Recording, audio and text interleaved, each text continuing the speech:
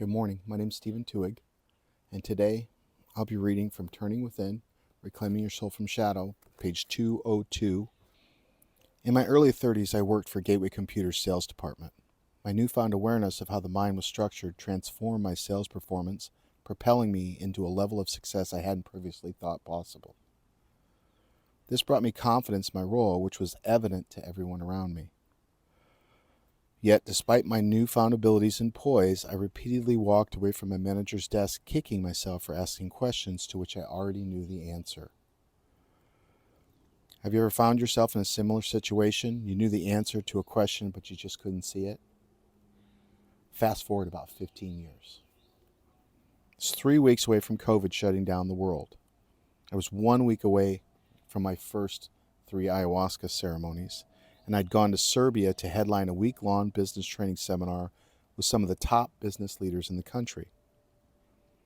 At that time, I'd just begun to develop my understanding of constructs, and as a matter of fact, the geometric shapes that I teach from came into form that very next day. During my presentation, I worked on stage interacting with a doctor named Mariana. She was blindingly brilliant in her field of life, and she was heart-driven. She was connected on every level. I asked the question, what did you come here to get? Mariana needed to grow. She was at the top of her field, but she needed specialized help. She couldn't duplicate herself, and at this point, she didn't have a business. Her business had her. It's at this junction in doctors' lives that they typically engage me. Mariana and I conducted a strategic assessment of her operating terrain and discovered indeed there was a dramatic need and opportunity for her business to grow. When I asked her why she hadn't grown her business, this is where her blinding brilliance got in the way. No one can do what I do, she flatly stated. This is where a half-truth becomes more dangerous than a total lie. Deeper than her fear of lack of success dwelt a deeper fear of what success meant for her. Who would she need to become to achieve her desired level of success? Equally great was the fear of how success would shift her internal landscape. Was she capable of her desired level of success? And what would it mean to her external relationships? Mariana lived from a gripping shadow that wouldn't permit her to see the resources to scale her business the way she envisioned it. We did some work, and later, at a VIP dinner, Mariana pulled me to the side, visibly excited. She shared how she discovered 2 doctors who were perfect for consideration for her business expansion and growth. She then told me of a conversation with someone she supported as a preceptor a month prior. Resources miraculously appeared. Dumbfounded, I asked Mariana, where were these people several hours ago? I just couldn't see them, she replied.